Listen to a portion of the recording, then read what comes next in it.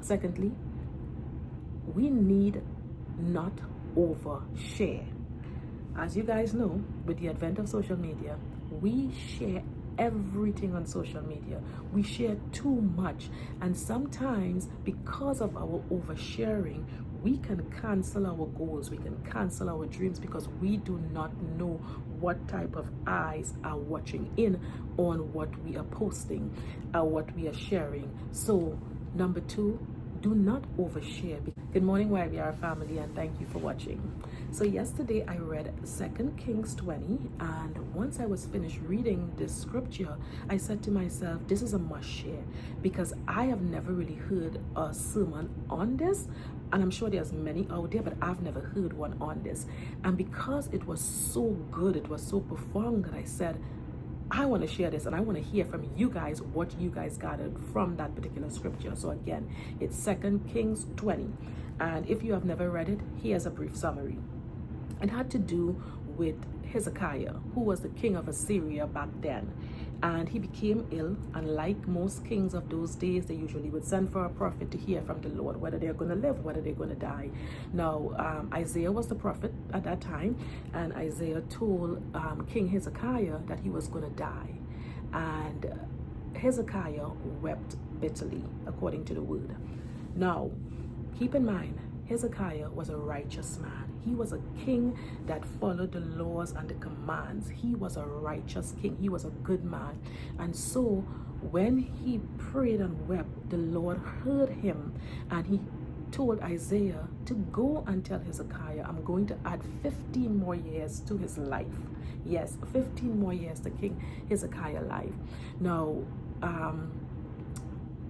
Isaiah conveyed the news to King Hezekiah, and of course the king of Babylon back then had sent an envoy with gifts and well wishes and greeting to Hezekiah. Now here's where it gets all tricky. King Hezekiah took the man, and he showed the man everything he had in his palace, everything in his barn, everything in his chest, everything in his closet, every worldly possession he had, he showed the man. Now, what we did not see in scripture that he showed them was the laws and the command of his laws, even though he was a righteous man, okay? But he showed them every worldly possession. And so Isaiah came and he told King Hezekiah, because of what you did, those same men are going to come and carry off everything that you have in this palace. They are going to take everything that you showed them. And I said to myself, wow, there are two great lessons that I got from this. Number one, we have the power to move God, but we have to be in good standing. We have to be righteous men and women that are following his laws, his decree, and his commands in order for us to move God. Because as we saw, Hezekiah, time had come. Nonetheless, because he was a righteous man in God's sight, God extended his life by 15 years. So we have the power to move God. Secondly, we need not overshare. As you guys know, with the advent of social media, we share everything on social media.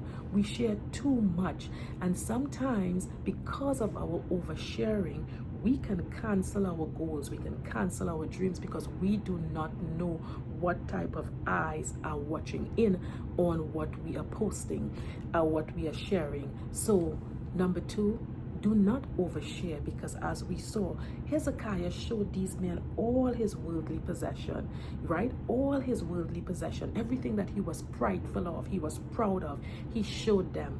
And as a result, we heard the Lord said, those very said people are going to come and carry off all of your possession.